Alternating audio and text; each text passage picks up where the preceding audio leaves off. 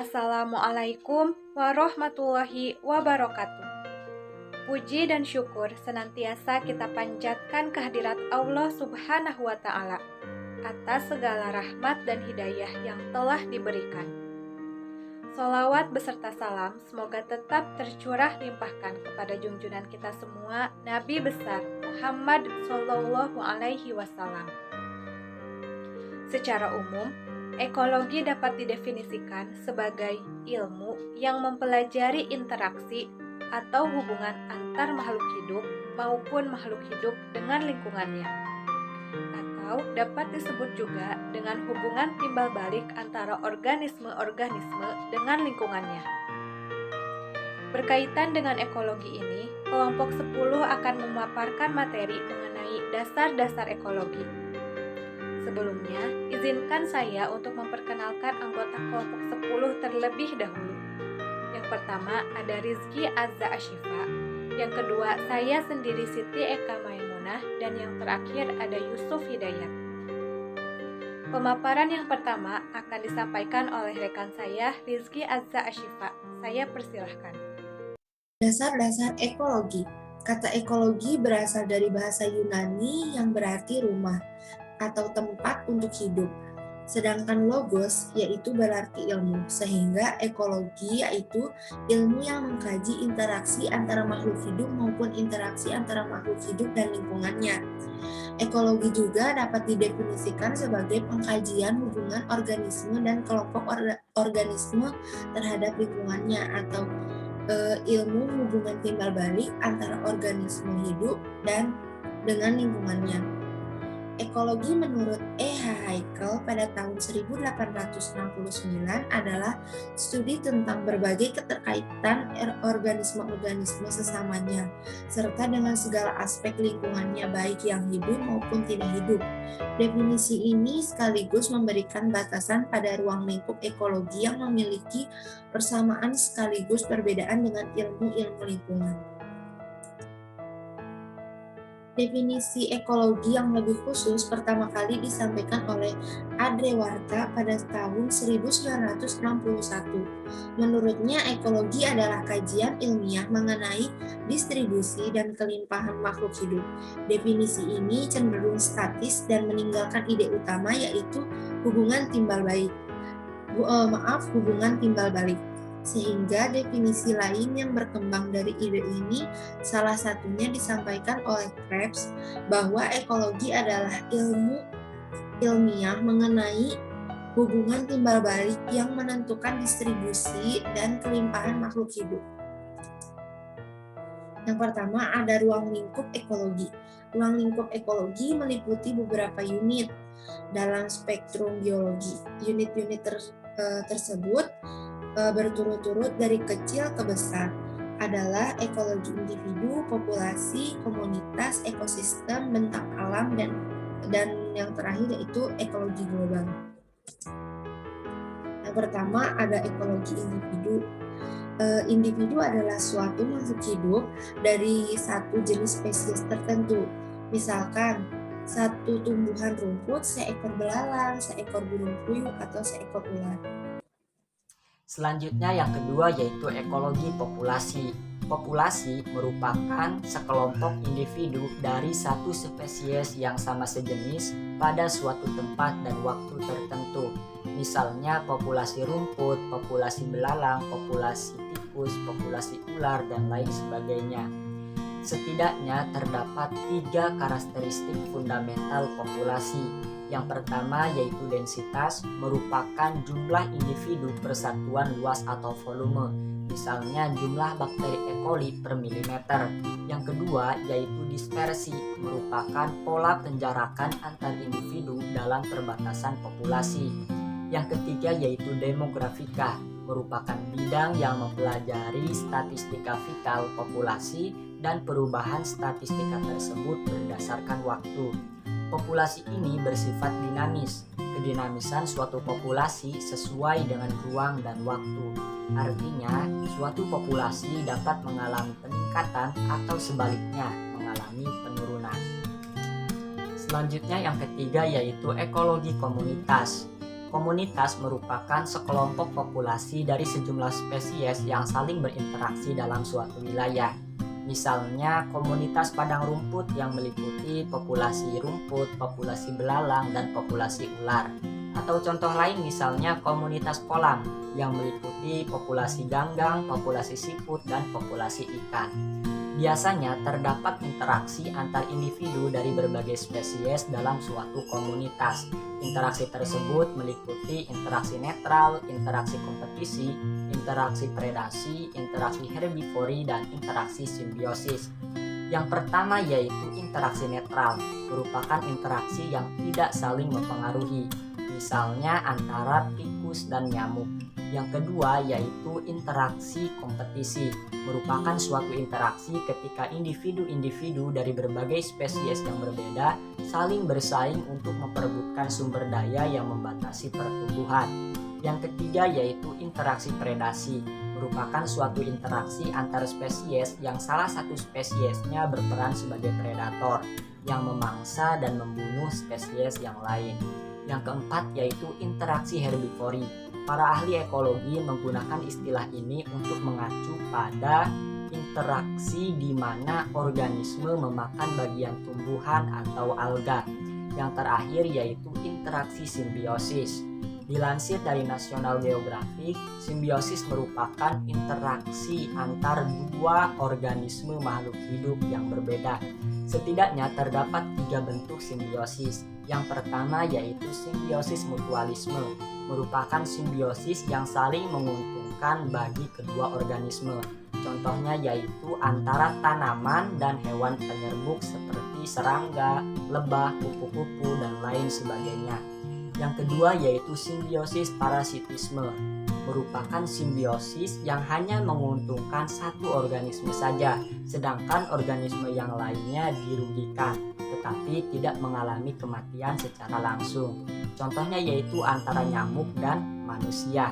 Yang ketiga yaitu simbiosis komensalisme, merupakan simbiosis yang hanya menguntungkan satu organisme saja, sedangkan organisme yang lain tidak diuntungkan ataupun dirugikan. Contohnya yaitu burung yang bersarang di atas pohon. Selanjutnya yaitu ekologi ekosistem. Ekosistem merupakan suatu kondisi hubungan interaksi timbal balik atau interdependensi saling ketergantungan baik di dalam lingkungan biotik atau komunitas maupun antara komunitas dengan lingkungan abiotiknya, yaitu fisik dan kimiawi dalam suatu tempat dan waktu tertentu. Atau dengan kata lain, ekosistem merupakan hubungan timbal balik antara unsur-unsur hayati dengan non-hayati yang membentuk sistem ekologi atau tingkatan organisasi kehidupan yang mencakup organisme dan lingkungan tak hidup, di mana kedua komponen tersebut saling berinteraksi dan mempengaruhi satu sama lain. Misalnya ekosistem pantai, ekosistem hutan, dan lain sebagainya. Pada suatu ekosistem, setiap organisme mempunyai peran yang berbeda. Ada yang berperan sebagai produsen, konsumen, ataupun pengurai. Dilihat dari fungsi dan susunannya, ekosistem tersusun atas 2 komponen, yaitu komponen biotik dan komponen abiotik. Komponen biotik terdiri atas komponen autotrof dan heterotrof, yang dibedakan berdasarkan cara memperoleh materi dan energinya. Autotrof merupakan organisme yang mampu menghasilkan makanan sendiri berupa bahan organik dari bahan anorganik dengan bantuan energi. Dalam hal ini, organisme autotrof berperan sebagai produsen. Adapun heterotrof merupakan organisme yang memanfaatkan bahan organik yang dihasilkan oleh organisme lain sebagai bahan makanannya, seperti manusia dan pengurai. Dalam hal ini, organisme heterotrof berperan sebagai konsumen. Adapun yang saya katakan tadi, pengurai merupakan organisme heterotrof yang menguraikan bahan organik yang berasal dari organisme yang telah mati. Adapun komponen abiotik merupakan bahan tak hidup, yaitu komponen fisik dan kimiawi seperti air, udara, tanah, dan lain sebagainya. Adapun yang kelima yaitu ekologi global atau biosfer. Biosfer merupakan ekosistem global dari semua makhluk hidup dan bentang alam yang ada di planet ini. Menurut para ahli, biosfer merupakan sistem ekologi global yang menyatukan seluruh makhluk hidup dan termasuk interaksinya dengan unsur litosfer atau batuan, hidrosfer atau air, dan atmosfer atau udara. Selanjutnya, siklus biogeokimia. Siklus biogeokimia atau siklus organik-anorganik adalah siklus unsur atau senyawa kimia yang mengalir dari komponen abiotik ke biotik dan kembali lagi ke komponen abiotik. Siklus unsur-unsur tersebut tidak hanya melalui organisme, tetapi juga melibatkan reaksi-reaksi kimia dalam lingkungan abiotik, sehingga disebut siklus biogeokimia. Jadi, siklus biogeokimia merupakan perpindahan unsur-unsur kimia melalui makhluk hidup dan lingkungan abiotik, contohnya tanah dan air. Daur biogeokimia berfungsi mengatur keseimbangan ekosistem.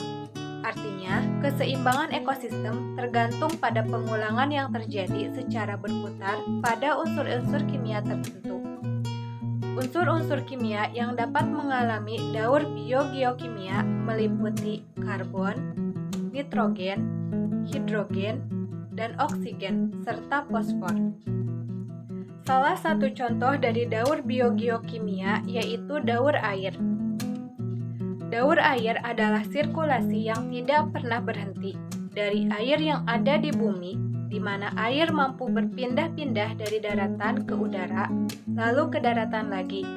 Dan air pun mampu tersimpan di dasar permukaan dengan 3 fasa, yaitu cair yang berbentuk air, padat yang berbentuk es, dan gas yang berbentuk udara.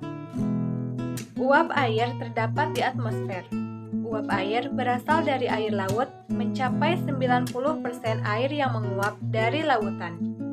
Dan air dari daratan yang menguap karena akibat terkena panasnya cahaya matahari. Berkondensasinya air di udara atmosfer akan merubah menjadi awan yang akhirnya awan-awan tersebut akan berubah menjadi hujan. Air hujan yang telah turun ke permukaan bumi akan masuk kembali ke dalam tanah. Contoh lain dari daur biogeokimia yaitu daur karbon dan oksigen. Karbon merupakan senyawa penting bagi organisme. Semua senyawa organik yang menyusun tubuh makhluk hidup pasti mengandung karbon. Karbon bergabung dengan hidrogen dan oksigen dalam molekul-molekul karbonat, lemak, dan juga protein. Di alam, karbon paling banyak terdapat di udara dalam senyawa karbon dioksida atau CO2.